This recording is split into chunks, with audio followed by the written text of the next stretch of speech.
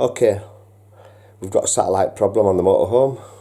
It's a Cheyenne 840D, but could be any auto trail or anything. This is what we've got here. Got a problem. I've taken off the roof. The problem was it wouldn't raise up, so it had a X error problem. So we're looking into that today. So this is the Oyster Vision. It's a 90cm satellite dish for the motorhome. I'm going to strip it down and show you how to get to the damaged bit, because it wouldn't raise up without assistance from myself with my hand. Ideally, you're probably better taking the satellite dish off actually on top of the motorhome. It makes life a lot easier. I've had a little bit of a damage there from when it collapsed. First job, 4 Allen key bolts there, 5mm. They come out pretty easy, no problem. Get them off.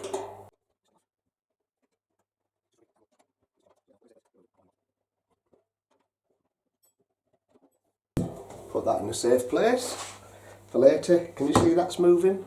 It's moving up and down. It shouldn't move up and down at all. There's cogs in there, inside here, which will show.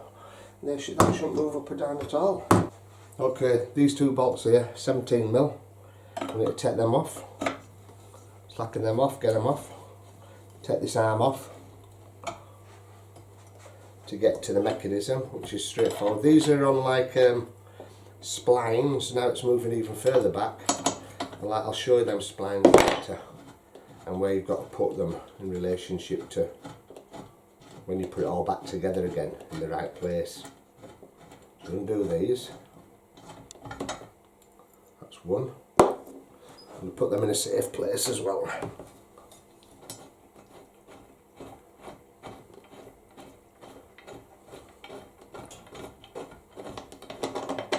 So that's the second one. One's longer than the other, by the way. You'll understand why in a bit. When you take this off now, I'm going to ease this off. There. That's coming off the splines. Put that down for a minute. So that's got to come off eventually. That there looks actually proper worn there.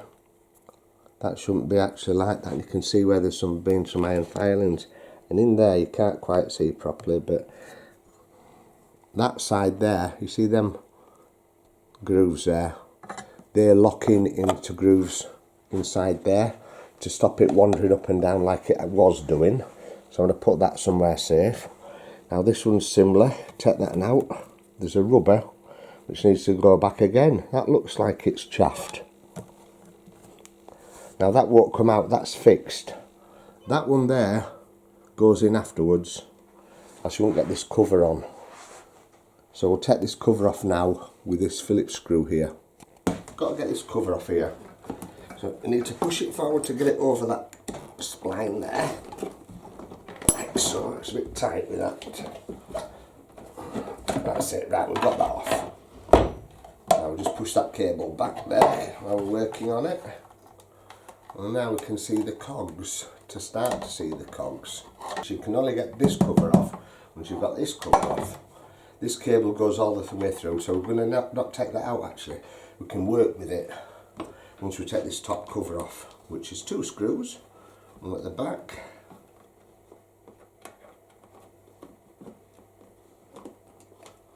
That's one of them. Put that in a safe place. And there's one at the front here.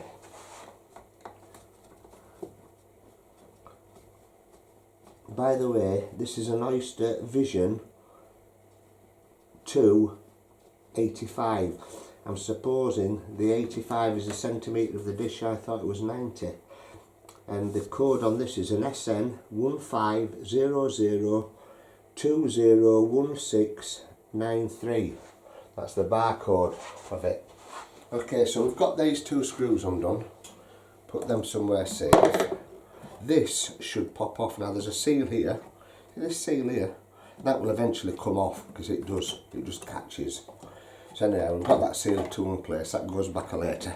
And now we've got to get this cover off. The cover comes straight off, and now we've exposed all the gubbins. Okay, so what have we got here? This motor here, that's the gearbox drive, which in turn turns this cog here and spins it round and about. And this gear here determines where the position is to park up when it comes down, and that is determined by a little micro switch on this cog here. Now this motor here drives this cog, which I'll show you later, and that drives that cog, and what it does, it's got a worm drive in there which you can't see, and it drives this part here. So that worm drive in there, where that cable comes through, it's spinning round all the time when it's going up. It's driving this up through the worm drive until it gets to its final position. And when this pin that's screwed into that drive, when it hits there, it knows it's down in its position, fully down. So when you're putting it to bed and you finish using it, that switch there actually determines that it is down, and that's where you're going to get your errors from, because that, if that doesn't come up because it hasn't screwed up and gone into place and started swiveling around looking for the station, if that there is still on that there, it's going to identify on the control panel that the dish X motor drive, there's an error because it hasn't gone up, and it's almost certainly either this lot that's slipped, or there's a cog in here, which I can tell you which cog it is because I've had it out before. This one here, that's what drives the worm drive, which drives it up and down. And on the last time I took it out, the splines that goes onto had all damaged. Anyway, to get these motors out, you just simply unplug there. It is very straightforward. Now to get to the cogs, you have to take this plate off here, which I'm going to show you. You have to turn it upside down.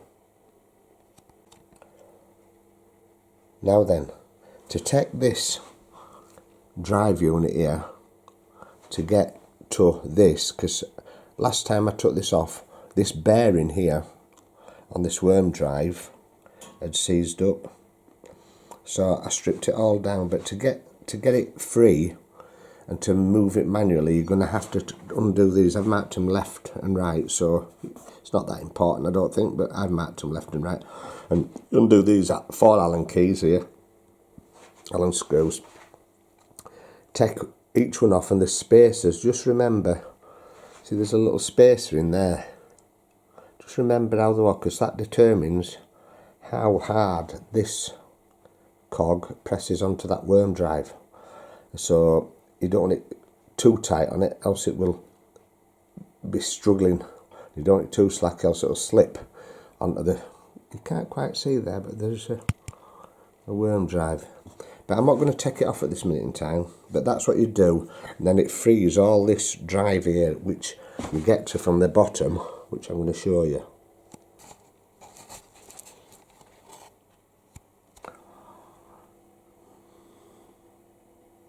As you can see, this motor here, that goes through the gearbox, drives that gear. It turns this one, which actually is a worm drive cog here, which the actual gearbox comes from that cog, that turns this one, and then it turns the worm drive. Now my worm drive previously was seized up, so as the motor was driving this cog here couldn't drive the worm drive because it was seized. So there where that brass is, it's a brass there, that's got like some splines, and that cog, this cog here, goes onto them splines, and because the worm drive going up to the top, which I've shown earlier, which again is this drive here, and this is the drive which goes down to that cog. That was seized up in the middle, not, you can just see the drive, probably the worm drive. It's a bit dark in there. There's the worm drive, you can see it. It was seized up in the middle, just above this cog here, inside, and it was seized up. So the weakest point to go, because that was seized up, was this cog here and the splines, and because it's nylon, it just split, or should I say the splines went, and it wouldn't go up, and that was the problem. But I've glued this in. I took it all off, freed all the worm drive up, made sure that was absolutely free because it was really stiff, I could hardly turn it. Freed it up with all WDs, etc. And then it spins absolutely lovely. So I put the cog back on. I thought rather than buy another one at this stage, I'd super glue it on. Obviously if it goes again, I'll just smash it off and get another one. So it's only nylon. And it seemed to work fine, but then it packed in. And like I said before, it was them. It was this that I took off it the first time. I'd got it on the wrong way around. That's like circular grips that go on to circular grips on the actual unit itself. The other side are like a lined spline, and I'd got them wrong way around, so it couldn't hold properly. And I'm believing that was the case, because that cog seems fine, the one that I was showing you. It was these, I'd got them wrong way around. Well, it was on the other side. So I'm going to put it all back together again and see what happens. And don't forget, when you put it all back together again, get plenty of grease back on, just to make sure, just friggin' easy. And especially on that bearing that, like I say, that was seized up. These, when you take it all to bits, you have to take this bar off, by the way, as well. Then all the motors will come off, because to get the motors off and get to that cog, you've got to also take this bar off here, which is only that Allen screw, it's a screw, and this one, and then these little bearings, that all pulls off, and the motors just come off, literally, with the cogs.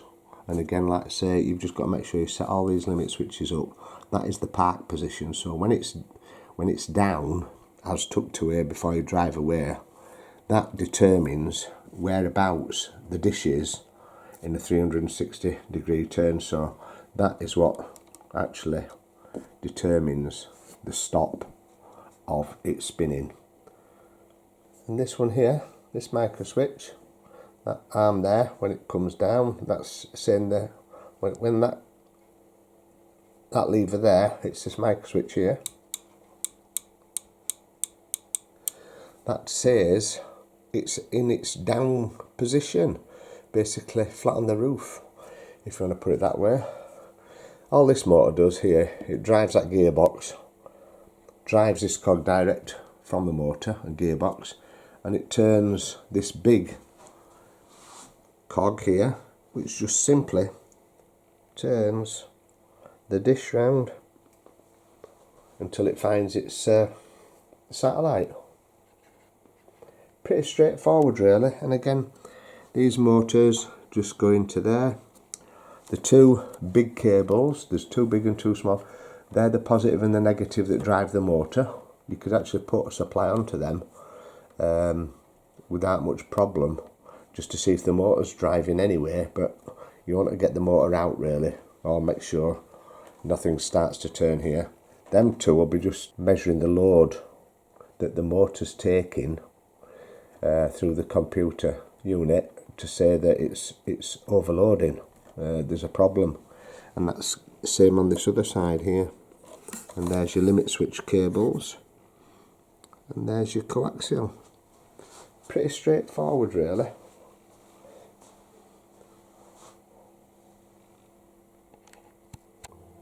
Okay, because the dish failed and it wore all these sides off, here and here. I need to get the unit to think that the dish is in the down position.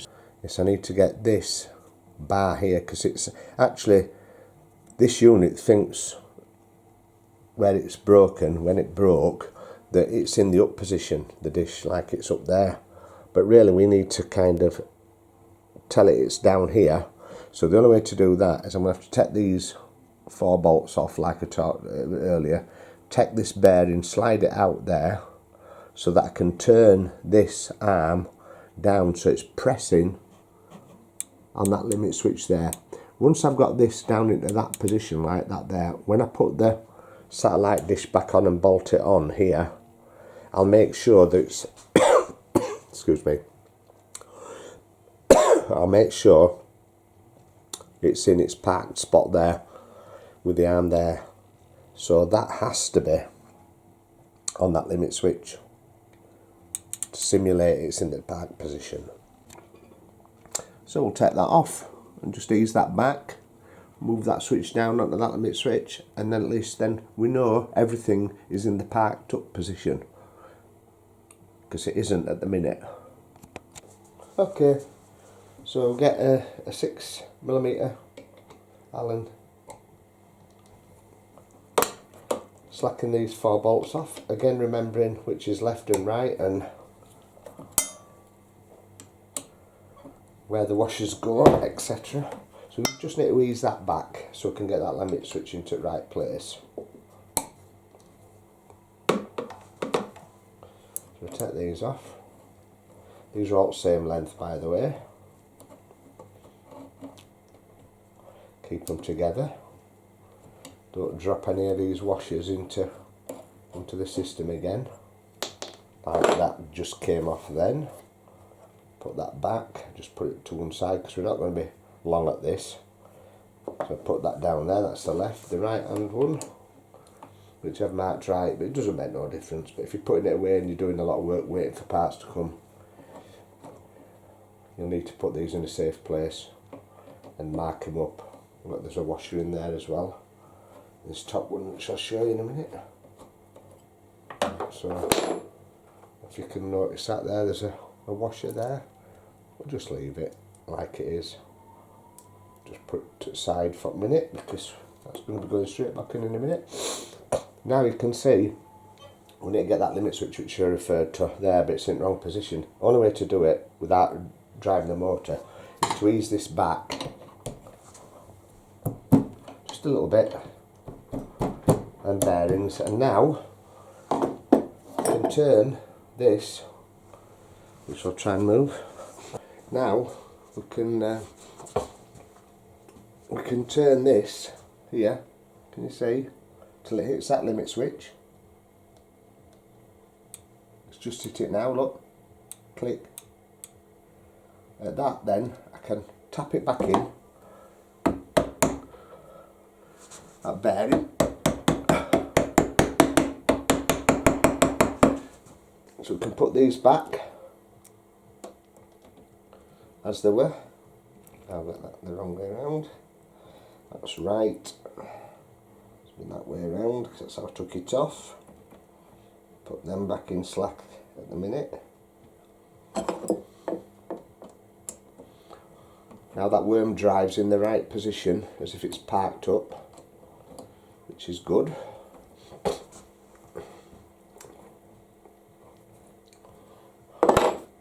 Put the left one on, the washers are still there, the packing washers which are in between. I'll leave them as they are. Didn't have a problem with them before, don't want to reduce that packing or make the packing more. We'll get all these firmed up and then we'll give them a nice nip up.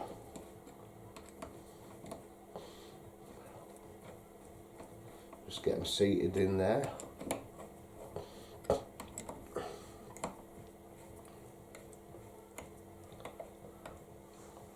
And that limit switch is still down on there, so it thinks it's in the park position. We'll just tweak these up.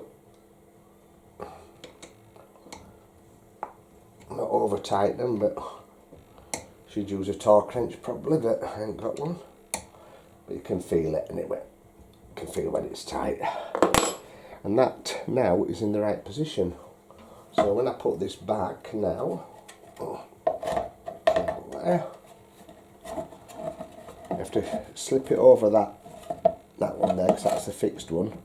Once that's slipped in over there, that's it. You can put that middle screw back in there, and then we can attempt to get this arm back on in the park position. Now the switch is in the park position, we need to put this arm basically in the park position, which I'm going to do next.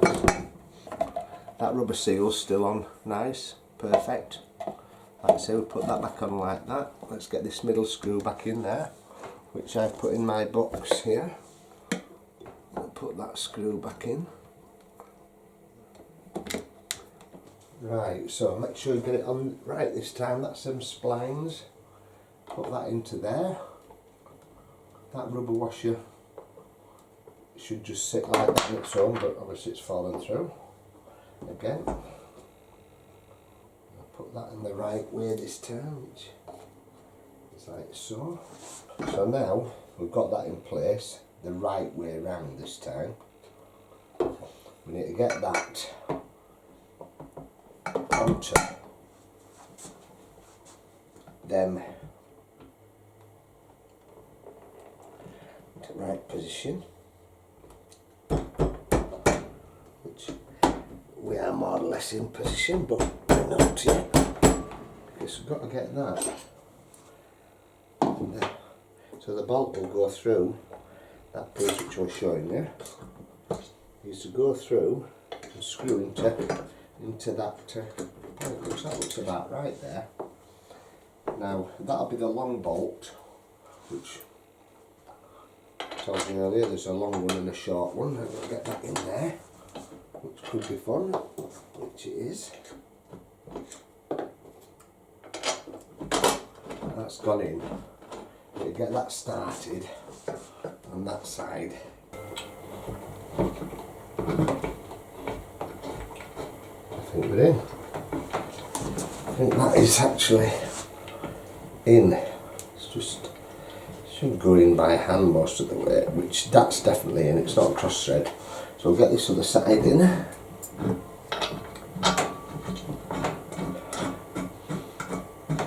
Perfect. Now I know it's not cross thread because it's going in by hand. So we'll get it somewhere near so we're not gripping here. Just remember that's its down position, not there.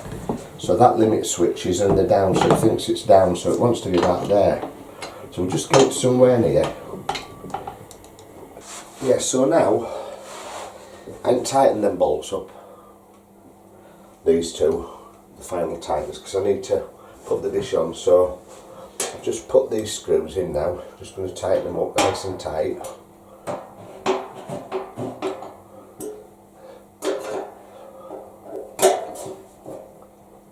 They don't need to be over tight.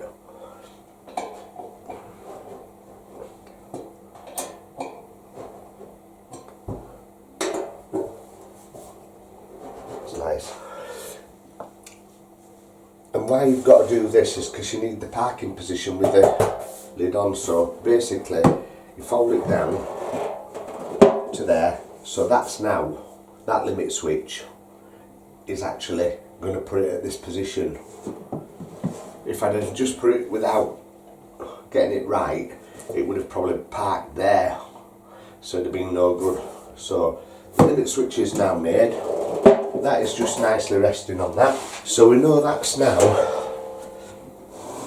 in the proper park position. That's where it should be. 17mm spanner. Just have that resting on there. Then these now really need tightening up, because that is the final position which the limit switch is happy to switch the motor drive off in this position. As far as that goes down. The other limit switch was obviously for this position, which that is in the park position is straight that way. So both the limit switches are now exactly in the right position. So really we need to proper, because the problem I had this section the wrong way around, so it wasn't gripping properly and it became loose, hence why it's all broken again. But this now wants to be as tight as you can possibly get it, because it's on really good, it's on proper hardened steel is this bit.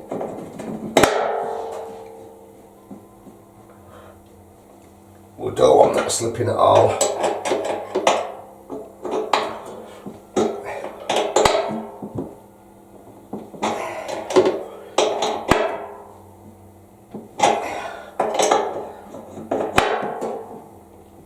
Now when I took it down from the roof, this would just lift straight up.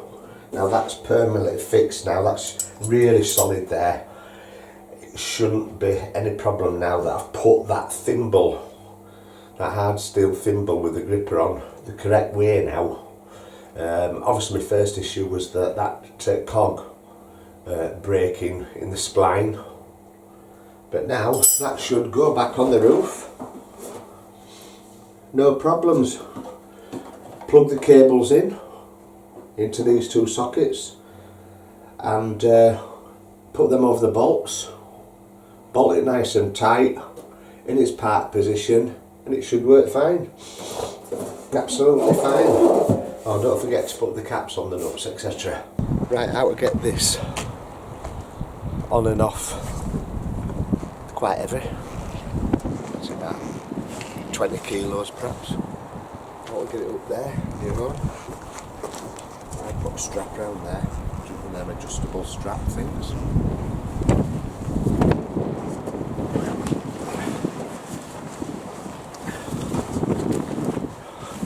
Put it around your shoulder, and off you go.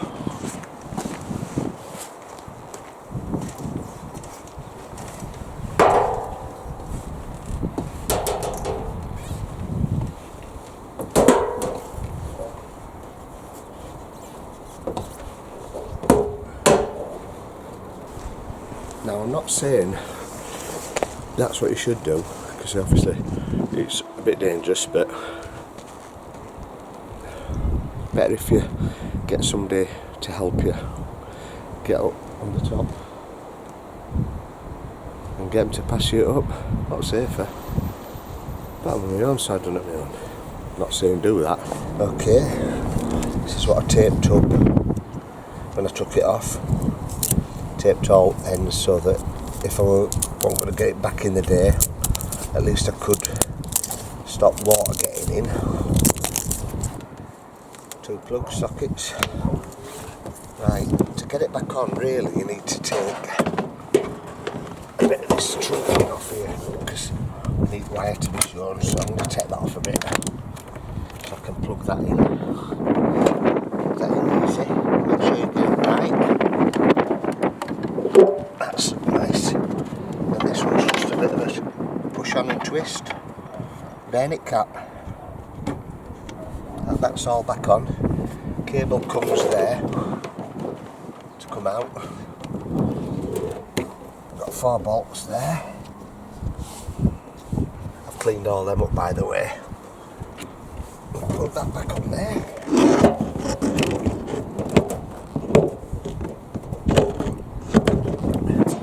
Make sure wire is trapped, which it isn't. It's not trapped in that. Get some bolts and washers which I took off. Put all them on finger tight. Need to get these nice and tight. 13mm spanner, which I have here.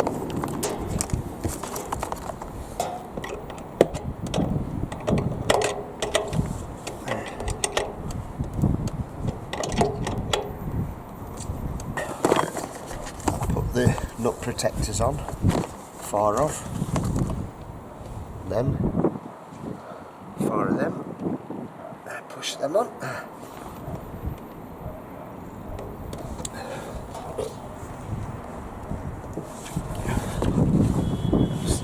fix them four all on. Got to push the trunking lid back on, which I eased off.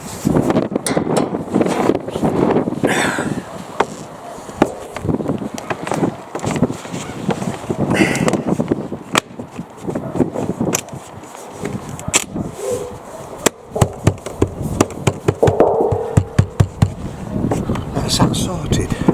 Now that's lovely and firm now. Before I took it off, it were all flapping and going up to the top because of,